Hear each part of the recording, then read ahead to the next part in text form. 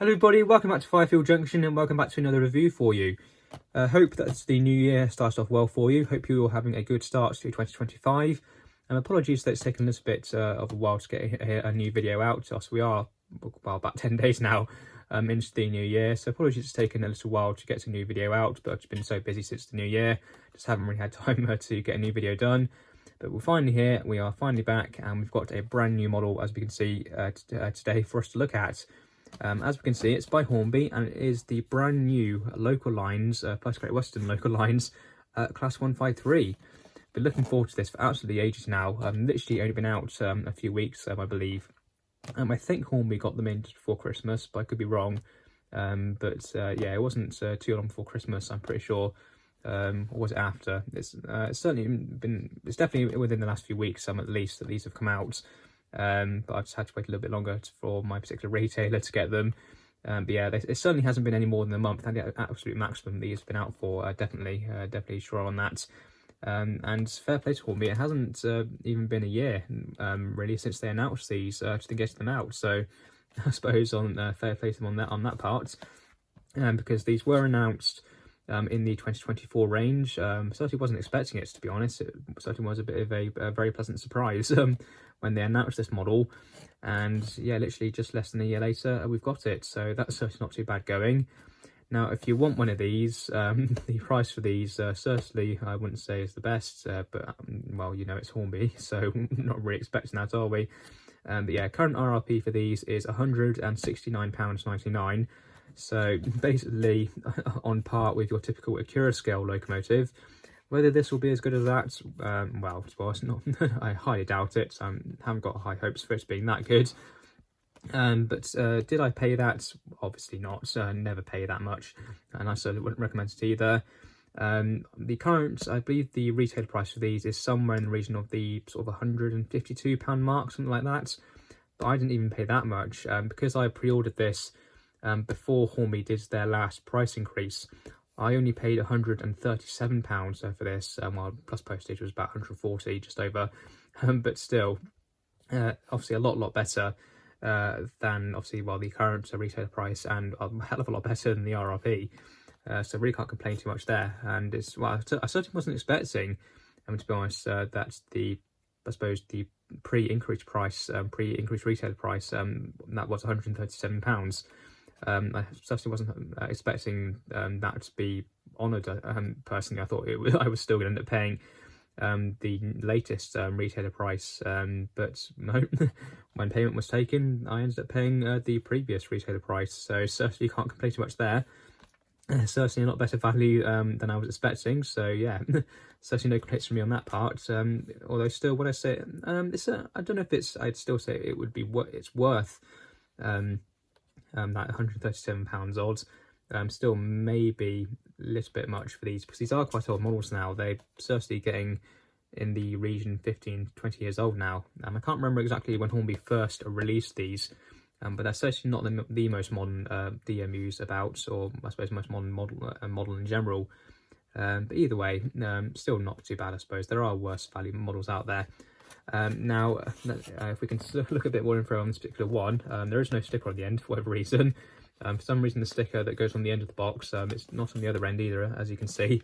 But the sticker that normally does go on the end, you know, the yellow sticker and everything with all the info on it, was for some reason on the outside of the box that it was, that it basically came in. Obviously, these come wrapped in a bit of bubble wrap, and they come wrapped, then come obviously then in a typical cardboard box to protect them. And for some reason, the sticker that goes on the end here was on the outside of that box, so a little bit confusing. But at least we've still got the info here on the plastic on the cardboard sleeve, which is quite good. So we can see there, so the model code for these particular ones, if you do want one, is R30357. First Great Western Local Lines Class 153. This particular one is number 153361. They are DCC ready, and they are 21-pin DCC ready now, so 21-pin DCC socket inside this latest model if you want to chip it. And so far, I believe this is the only Class 153 that Hornby have done since they started upgrading to 21 pins. So only this particular model at the moment needs 21 pin decoder. If you get any other Class 153 from Hornby at the moment, that will still use the typical 8-pin sockets. It's just this one that's different at the moment. And apart from that, I don't think there's too much else on here. It's very, very nice. Again, the Hornby have done this. I believe the only other local lines model that has been done was the Real Track Class 143 Pacer. That was definitely, I think, the only other local lines model that's been done so far. I suppose this is the first one that's actually got the sort of fade livery to it. So you've got the sort of fading in the blue and the blue/purple on the body, which is quite nice. That's definitely never been done before. So very, very pleasant. So that's that. Anyway, let's slide off the sleeve and let's get the model out. Because we've been talking for way too long as usual, and we want to see what the model's actually like. So let's take it out, and we've got some instructions here. So we'll have a very quick look at these. It should just be the usual stuff, I suppose, that we'd normally get. So there we go, you can see there. So Class 153 diesel rail car, so DCC ready or DCC fitted. I don't think Hornby have done DCC fitted versions of these, certainly not recently. I think they have done them in the past, but very, very long time ago now. But anyway, so we can see they're DCC ready, so I suppose that'll be a bit more info on the inside. Running in motor, chassis lubrication, all the usual stuff. I just have to look after it. But now if we open these up, you can see here. So there we go, so you can see lubrication points there. So you've got the axles, obviously if you can put some on the gears as well to keep them lubricated. Body removal, it's not the easiest on these, to be honest. There are no screws, it is just clips on, and actually sort of prizing the body away from the chassis, it's certainly not easy, because the very bottom of the chassis, I don't know if you can see it there, just I suppose below, near enough just above where the running number is, or is it just below that? It might be below that, but the very, very bottom of the body is actually part of the chassis. So there is, so it's hard to explain, but you can hopefully see, you can see there, that's the join between the body and the chassis. And trying to access the body, trying to actually sort of slide something underneath there, like nails or a screwdriver or something like that, to actually prise it away from the chassis, it's certainly not easy to do. These certainly aren't the easiest things in the roles to get into. Once you've done it once or twice, they do get a bit easier, but certainly to start with, they're not very easy to get into. So yeah, it's not too bad, not too great there, but again, there are worse models out there. And we'll see they're DC ready, so location of the DC socket. And well done, Hornby. On this particular model, you've actually upgraded the instructions to show that this is actually 21 pin now. If you remember on the last Hornby model that we looked at, the Class 66, one of their new 21 pin Class 66s, the instructions hadn't been updated and it still shows the 8-pin socket on the instructions on the inside. But at least Hornby have upgraded these, so well done there. I suppose that's one bonus. But I think that's it instruction-wise. Yeah, there's nothing else on there really. So we can put those to one side, and then we can get the model back and we can slide this off. And we've got a few accessories there by the looks of it. I believe it is just going to be sort of couplings and stuff. I don't think there's really much else that comes with these normally. Yeah, so just a pair of tension lock couplings that you can fit to the NEM pockets on each end. Should you want to couple this unit up to other DMUs and run it, well, if you want to run it with another Class 153, or run it with a 150 or 158, something like that. A Pacer as well. Got some options there, which is good. But apart from that, there's no other details. Everything else is, well, fitted to the model, or, well, I suppose nothing else that's relevant. But anyway, we can lift that up, and then we've got, I think it's fully wrapped in plastic, so we have to lift it out to get it out of the plastic. There we go. Then we put that to one side. We'll pick her up again, and let's try and get her out, or is she actually slid in? I think she's actually slid in. Oh, no, she is actually wrapped in it. Okay, I thought we were going to have to, like, sort of slide her out then, but no. Let's take that off, get rid of that, and there we are. And wow, look at this, just look at that livery. I do love the First Great Western livery. Obviously it's what I model. This is the era region that I model, so obviously I was going to get this. And yeah, looking at that livery, I suppose it does catch the lights quite a bit. There is a bit of a gloss finish to it, so it can be a little bit hard to sort of see it properly. But yeah, that is beautiful. It's not a transfer either. It's not like Hornby have done this as like one big sticker. I believe the livery on the background, so the actual sort of the fade with the blue and everything, I think that's all UV printed from what I've heard. But then the actual text on the side there, so all the all the destinations, that's what the localized livery is. So it's got all these sort of stations and everything done to look like sort of the these stripes down the side of the body there. I think that's all tempo printed, but it's been done so well. I cannot see any issues with it. It's all very nicely printed. All of the moulding looks very well done as well. I suppose maybe this livery and the sort of gloss finish, it doesn't make the rivets, the riveting stand out quite a lot, maybe a bit too much, but either way, it still looks brilliant. And I suppose once it's on the track and it's not going to be catching too much of the light, that's mainly when the light is shining directly on it. But I suppose as normal, yeah, it looks absolutely fine. But yeah, I just can't get over how beautiful this is. The livery is just so nice. It really is great. I suppose next thing we need to focus on is the detail. And these 153s, they're not too bad. Obviously, they do show their age a little bit in a few areas, but they aren't overly bad. We do have working lights on these. Hopefully, with the new 21-pin setup on these, and once you chip it, you might get a bit more functionality with the lighting than they used to. But I suppose that'll be something for me to find out at a later date. Either way, we do have working lights, which is good. You can see the running number there. I'm not too sure about these white bits though. Sort of just below the cabs. I'm not sure if that's actually prototypical or not. I could be wrong, but I'm not overly sure if they should be white or not. I certainly can't find any photos of them looking like that. So I'm not sure, maybe that's just an error where they just haven't been painted or something. I'm not too sure. But apart from that, it's not too bad. It's all nicely moulded around there, which is nice. You've got the snowplow on the front there. Obviously, realistically, that should be just fixed to the undersides of the model, and it shouldn't actually spin with the bogie. Because of the way Hornby have had to design this, I suppose main thing is with the NEM pockets, so that you can couple this up to other models, they've had to fix it to the bogie, so that obviously if you still wanted to have the NEM couplings on here, but you wanted to have that plough fixed in place, then, well, the NEM pockets aren't really going to work, are they? Unless you did some sort of kinematic setup, but even then that would probably stick out quite far, and I suppose it would probably interfere with the amount of room that would be inside underneath the cab floor. As well, for I suppose like detail and the lighting and everything. So apart from that, it's not too bad. I know some people don't really like that, and I have seen some people who have actually fixed that. They've actually sort of cut off the snowplow and actually fixed it to the underside of the cab. But it doesn't really bother me personally. I don't mind it. I can live with it. The motor bogie is this one, as these are, well, if you're familiar with these, the motor is literally on this bogie here, so it's just inside there. And it's a very good motor. It does perform very well. There's no flywheels or anything inside there. It literally is just the motor and then a gear train going down to the bogie. But it is a very good motor, as I say. It normally does run very well. It's normally quite smooth and everything. So hopefully, hopefully it'll live up to that later when we put it on the track. It does feel a little bit stiff though. I'm not sure if that's just maybe the wires getting in the way or not. I don't think it's going to cause any issues though. It still does have plenty of movement to it. The rest of the underframe detail, it's not too bad actually. I thought these were normally a bit more basic, but maybe they've upgraded it. I'm not too sure. But yeah, the underframe detail is not too bad. You can see all the moulded detail there. It's all been very nicely done. I've got warning signs on the underframe as well. Again, you can see the branding there on the side. All the riveting down the side as well, you can all feel, which is very good. The door looking lights there, they don't work, but they have been painted, I suppose, which is not too bad. I have seen people fit their own lighting stats and obviously do some various upgrades. But I suppose it is a bit of a shame that we haven't got the working lights on those. Maybe for the price as well, that's something you'd expect these days. But again, it could be worse.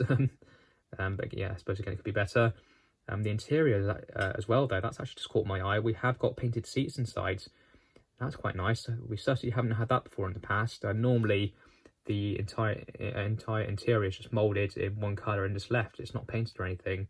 The Hornby have actually painted these seats blue on these, which is quite nice. So yeah, that's certainly a bonus. I've never seen that before, so I suppose that's another upgrade that they've done. And that's not too bad. And I suppose if you wanted to, you could take the body off, put passengers inside, fit interior lighting as well. It would definitely look a lot better, wouldn't it? Yeah, that's amazing, that is. Certainly wasn't expecting that. You can see the doors there as well. Obviously, they do stand out quite a bit with the sort of nice, bright, sort of pinky purple. I suppose that's typical of the livery, isn't it? You've got the other end as well. Again, you've got the gangway there. You've got the separately fitted wipers, the warning signs. We've got no destination, though, which is quite strange. I'm pretty sure previous releases of these did have actual destinations, like displays actually on the end, so they'd actually have a destination on that display. But you don't have it on this one. Is it on the other end? I don't remember seeing one. No, there's no destination display whatsoever, so that's a bit of a shame. I suppose that's a bit of a downgrade, I suppose, in this case. Yeah, so I'm pretty sure my other two 153s that I have, they both have destinations on them, so that's a bit of a shame. But apart from that, it's not everywhere else in the model still doesn't look too bad. Again, you can see all the detail there, as we've said. Again, you've got the wipers. Again, we'll see those lights working later. The cab detail on these, there is some. I don't think I've actually really looked in the cab on these properly before. We can see in there again the painted seat, which is quite good. See if we can actually look inside properly and see if there's any sort of detail in there. It's going to be hard to probably show this, but we'll have a go. We can just about see some detail in there. Hopefully you can sort of see inside the cab a bit. There is some detail in there. I don't think any of it's really painted or anything. There is you can certainly see some of the controls and everything in there which are moulded in, which is not too bad, but again could be better, I suppose, given the price. But overall, not too bad. The roof as well. You can see all the riveted detail on there. These panels, I believe, are separately fitted, which is quite good. I think they're like the sort of air conditioning panels or something like that. So I could be wrong, but they are separately fitted nonetheless. And again, you've got the rest of the riveting on the roof as well. So you can see all sort of the panels where they've been riveted together, which is quite good. And weight-wise as well, yeah, weight-wise, they're certainly not too bad. They're not massively heavy, but then again, they don't really need to be. Obviously, with them being a single-car DMU, they only really need to haul themselves. They don't really need to haul anything else. So I suppose, especially weight-wise, definitely nothing wrong with that. And in terms of mechanism, we've already said about obviously the motor being in just this bogie, but all with the wheels do pick up, and there are no traction tyres on the model either. So it's certainly not the best mechanism in the world, but it does the job. These always do run very well, certainly from my experience, and I think other people as well can say that these normally do run very well. It'll be interesting to see what the Helgen version is like, because obviously Helgen are doing a brand new 00 gauge Class 153. So it'll be interesting to see what that's like compared to this. Obviously, when that model does come out, this is probably the one that I'll end up comparing it to. But at the moment, as it is, even though we just got the Hornby version for the moment, it's not too bad. It's certainly not too bad. It's certainly, I think, is starting to get on a little bit now. Maybe there are a few little features and details here and there that would be nice to have, especially with the latest price. It'd just be nice to have them. But as it is, it's still certainly not too bad, in my opinion. Still, I think certainly a very acceptable model. Still looks very good, and hopefully, as we'll see in a minute, it still does run very well as well. Hopefully, it's not going to show me up on that, but I suppose the only thing we can do really is put it on the track and see how she runs. Okay, so here we are back up on the layout. Let's just grab the model and we'll get her on. Not too many wheels to get on, so it should be nice and easy. That's one. There we go, that's two, so that's all wheels on. Yeah, it feels like it. So obviously still DC at the moment, no chip inside her yet, so got the DC controller plugged in and ready to go. And obviously she is brand new, she is going to need running in, so we will do that as well. But let's just give her a test first and see if she actually works. Oh yeah. Maybe a little bit grindy though, it doesn't sound the happiest. But she's working, that's the main thing. Obviously, again, as I've said, she is still brand new, so so once she's all run in and all lubricated and warmed up, hopefully that motor will be a bit smoother and a bit quieter as well. But let's see if what her crawl is like at the moment. Let's see what her slow speed is. You have to ignore that buzzing off that. That is just a feature of this very cheap Hornby controller that I use on analog.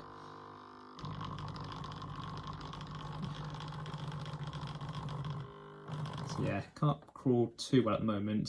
She can crawl fairly slowly at the moment, but yeah, it's not very smooth, is it? So it's quite groggy and quite jerky. But again, I think that's probably partially down to this mechanism as well. Obviously, there's no flywheel inside, so there's sort of nothing there to keep the momentum going.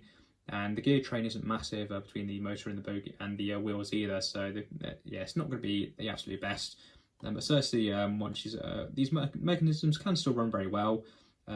Especially on my other two 153s, if you look after them, keep them serviced, keep them clean, keep them lubricated, and just make sure they're all in tip-top condition, they can still run very well. But anyway, with that, so let's get her running around the layout, get her warmed up, get her running, and see what she's like.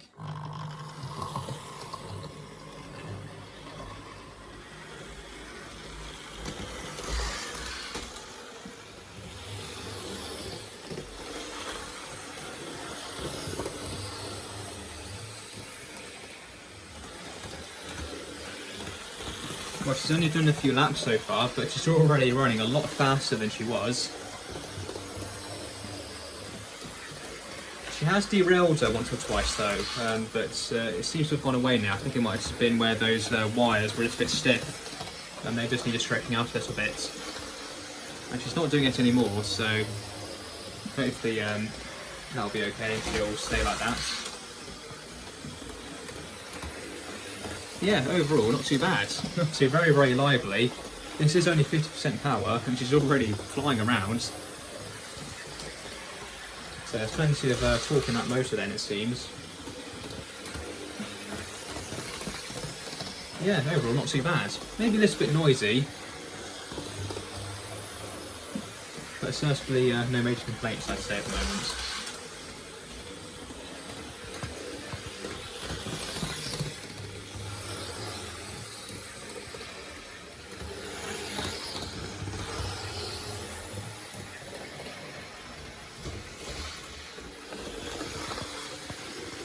Well, she seems to be handling the layout absolutely fine now.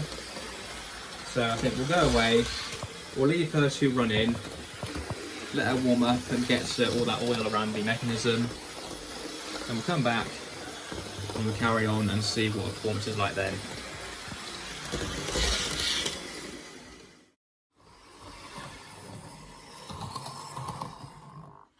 Okay, so there we are. The model's all now nicely running. She's had a good amount of time in both directions, and there's definitely some improvements. For a start, I think the most major thing is she is a lot faster now. When we first gave her a test, she was a little bit sluggish, a little bit slow, but yeah, definitely, well, very quickly with the start of the running in, instantly sped up, a lot faster. So yeah, she's a lot more live now, which is good. I also mentioned earlier that she did derail once or twice. It was going around one of the corners, but I think that was just down to the stiffness of some of the wires on the motor bogie. But after some running in, I did take her off temporarily and just gave the bogie a good wiggle myself, just to try and stretch out those wires a bit. And she hasn't derailed since, so that's a lot better, but not really ideal to start with. She shouldn't really have any issues like that, so I'm not too sure what the wires are like inside. I suppose I'll see a bit more of that when I go to DTC her at a later date. But yeah, at least she's not doing it now, which is good. Nice simple fix. It's not like there was like something majorly wrong with her. It's not like maybe one of the wires just was too short or something like that. Yeah, just a little bit of a wiggle and she's all good. So that's not too bad, I suppose. But yeah, as I said, still not ideal. But anyway, now that she's all nicely run in, we can give her a bit more testing and see if there's any more improvement anywhere else. And I suppose the main thing is let's see what that crawl like is now that she's all nicely run in. Can feel a bit of warmth with the body actually. So these motors do tend to get a bit warm, which is a bit interesting. I think these Hornby 153s actually used the same motor that's in the Hornby Class 66. It is a 5-pole motor, which is nice, and they do tend to perform quite well. But I think there are slightly better motors out there in other models. But either way, it could be worse. So let's give her a little bit of power and see what she's like, see if she's any better now than she was before. Obviously, being on a very basic controller, that's probably not going to do much justice. But I've got locos out there that can crawl very well on this controller. So let's see what happens.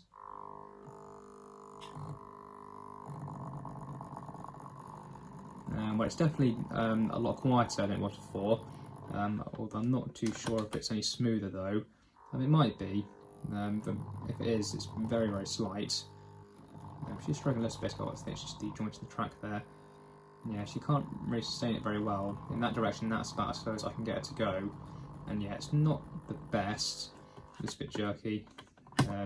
It is quite slow, but I have got locos that can crawl a lot slower than that and a lot smoother. So yeah, maybe it could be a little bit better, but certainly not too bad. I have seen worse. So I suppose all we can do now then is let's give her a bit more power and get her going around the layout again, and let's really see what she's like. So 50% speed, and off she goes. Ooh, wrong direction. If I set the direction right. Right, take 2, and off we go.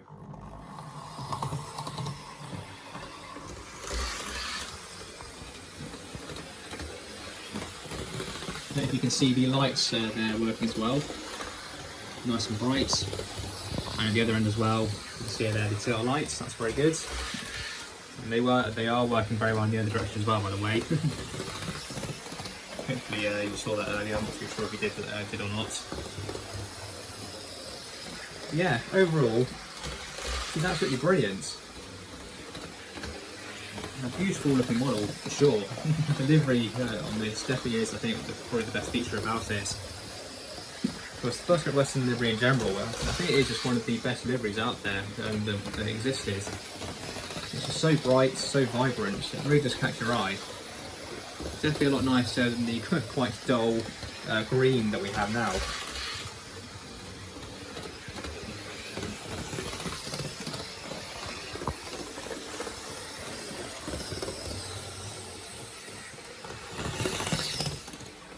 I've just slowed her down a little bit so she's not actually bombing it around, because I think 50% speed this model, yeah, maybe is a little bit too fast. I've set it to about 40, 45. And this is definitely, I think, a lot better. Probably the fastest you'd really want to run one of these on DC.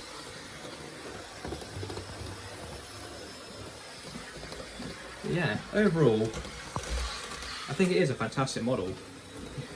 Definitely looks absolutely amazing. I think Hornby really have nailed delivery on this. They really have. Credit where credit's due, Hornby. The looks of this model are absolutely amazing. It's also nice to see one or two little improvements in the decoration as well in areas, such as the painted seats inside. That's definitely something I wasn't expecting, just absolutely nice little feature to have.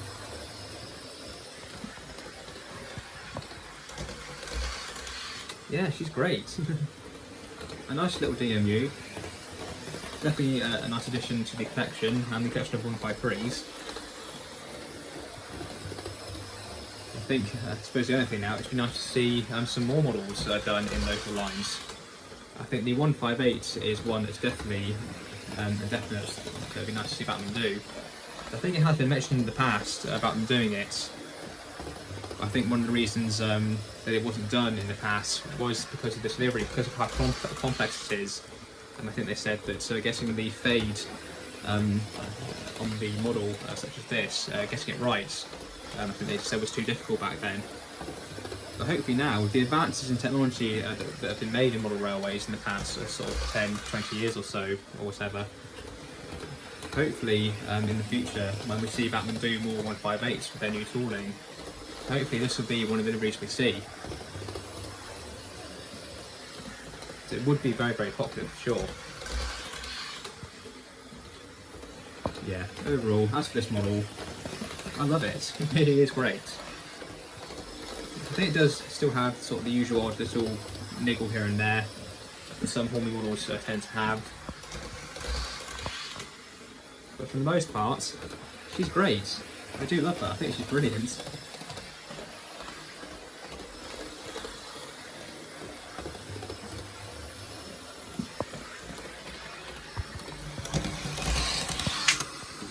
So now let's have some ratings for the Hornby First Great Western Local Lines Class 153. So the detail on this model, overall, I cannot fault the detail on this unit. It's absolutely beautiful, especially that livery application. I'm sure you can agree, the livery on this model is absolutely amazing. Beautifully applied, there's no issues with it anywhere. It's all beautifully printed, really can't fault it there. You've got the interior detail as well, that I certainly wasn't expecting. You've got the painted seats, which look really good. Working lights as usual, loads of other various separately fitted and modded details all over the place. The whole model just looks really, really great in my opinion. I just can't fault it personally. You may disagree, you may still think this is a bit basic for what it is. For me personally, I still think this model is absolutely beautiful. I personally can't fault it. I really do think it's a beautifully detailed unit overall. The performance on the model though, overall for the most part, it is absolutely beautiful. Very smooth, very consistent. I think the only thing that lets it down slightly for me is the slow speed. Probably partially down to the controller that I'm using as well. But again, I have seen other models run a lot better at slow speed on this controller than this unit. Just a little bit jerky at slow speed, a little bit inconsistent. But apart from that, everywhere else, the model is very, very good at performance. Again, very smooth, very consistent, very, very lively as well. So yeah, overall, a little bit niggly, but yeah, for the most part, performance-wise, really, really good. The quality of the model as well, overall, for the most part, I can't fault it. Very well built, again everything's been very well applied, it feels very sturdy in the hands. The only quality thing that set it down slightly for me were those wires that were just a bit stiff around the motor units that were making it derail. Shouldn't really have brand new models derailing, let's be honest, especially for the price these days. really shouldn't have any issues at all. So for an issue like this, as minor as it was, and managed to get rid of it very, very quickly, still not really acceptable on a brand new model to have it derail because of a very simple issue like this. So yeah, apart from that little niggle, quality wise everywhere else is very, very good. Value for money then. This was a little bit of a difficult one. The RRP I would say of £169.99. I would say that's probably more a value of about 6, something like that, 6 out of 10. The price that I paid of £137, I'd say is probably closer to a 9. And the latest retailer price of about £152, I'd say it's about more of a 7. So I've sort of tried to split the difference a bit here, and I've given it 8 out of 10. It's definitely not the worst value model in the world. I still think maybe it's a bit much of what it is, especially with how old this tooling is starting to get now. Obviously, I suppose the Helgen version will show really what can be done with these in the modern day. I suppose then again it's Helgen, so we'll just have to wait and see on that. But yeah, overall, it's definitely not the worst value model, but I still think maybe the price of this maybe is a little bit higher than what it is, for what the model's like. But certainly not major. I wouldn't say it's an absolute rip-off or anything. It still is a great model overall, so yeah, I think 8 out of 10 is about right for this. That gives an overall score of 9 out of 10 for this model. I think very well deserving. It is an absolutely beautiful unit, runs well, looks great, quality-wise overall is not too bad. Just the usual little niggles here and there, but for the most part, I think Hornby, you really do deserve praise for this. It is a great model, highly recommend it. Really, I think it would be an excellent addition to any collection.